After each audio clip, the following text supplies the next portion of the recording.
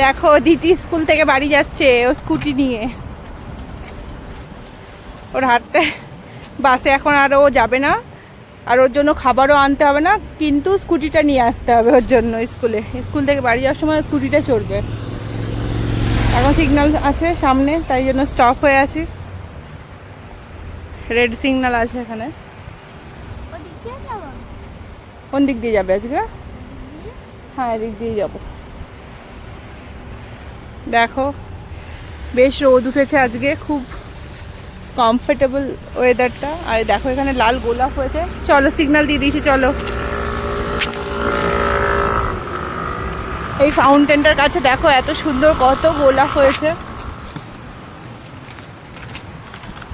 আর আমার হাতে সব ব্যাগপত্র ধরিয়ে দিয়ে এখন দিদি যাচ্ছে স্কুটি নিয়ে।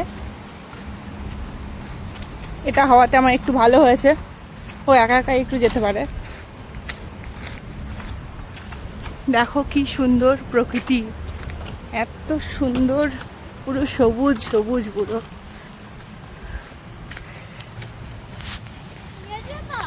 এর মধ্যে দেখো কেমন নীল সুন্দর আকাশ, আর মাঝে মাঝে সাদা তুলোর মতন মনে হচ্ছে আকাশে ভেসে বেড়াচ্ছে, মেঘ তুলো ভেসে বেড়াচ্ছে।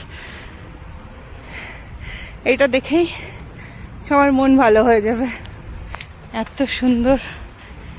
কেউ মন খারাপ করে থাকতেই পারবে না এইরকম পরিবেশে।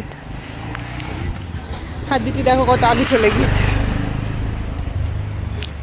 ব্যালেন্স করো, ব্যালেন্স করো, সামনে হ্যান্ডেল ঠিক করো, সামনে দেখো। অসুবিধা হলে ব্রেকটা নেবে। কারণ একা একাই ছুটে চলে যাচ্ছে। সবাই ভালো থেকো, বাই।